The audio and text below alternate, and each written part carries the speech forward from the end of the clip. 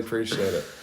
All right, Jimmy. So your questions are going to be covering Hollywood and how it pertains to censorship and also That's great. Thoughts on public opinion. So during the Red Scare, some actors, writers, and directors in Hollywood were blacklisted because they were accused of having communist ties. Do you think artists' political beliefs should affect their careers or should they remain separate? I think in some way they should have an impact on their careers, especially if they're very outspoken, especially in a hateful manner. We've seen this recently with Kanye West, who is a very big Grammy-winning artist, but is very anti-Semitic in his rhetoric. So I'd say in that case, absolutely. When it comes to kind of political beliefs, for the most part, if they are somewhat normalized, I don't think that should have an impact on someone's career, in my opinion.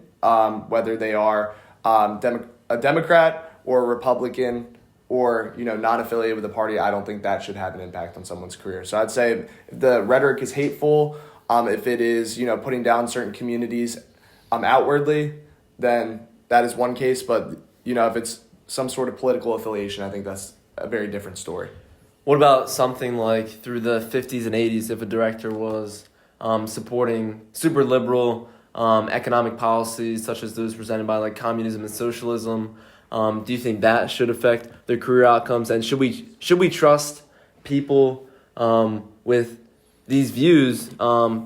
Probably in this case, pretty extreme liberal views around economic policies with producing media that is mass consumed by American society. Absolutely. I mean, I think once again that's just kind of a very diverse way of thinking, especially when it comes to, like you said, economic policy. I think the more perspectives there are about that out in the open that people can, take in, I think that's very beneficial. And I mean, we've seen this with many directors throughout history, especially recently. I think Hollywood has allowed for a lot more directors to be very open in kind of their interpretations of our economic and political state of the world right now.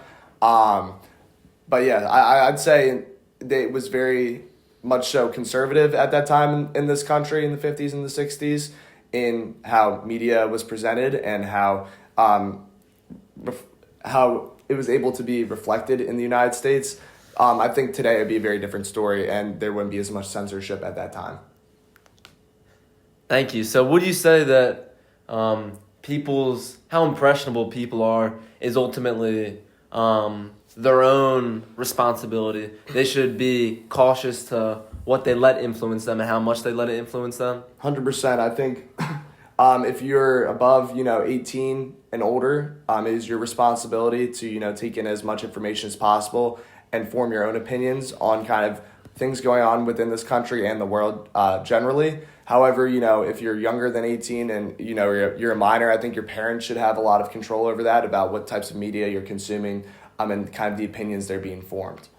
So you clearly seem in favor of seeing a lot of diverse perspectives and lack of censorship. So why do you think fear can make people more generally in society more willing to support censorship or restrictions on certain art and media? Absolutely. I think the reason for that is fear stems from people not wanting to accept change.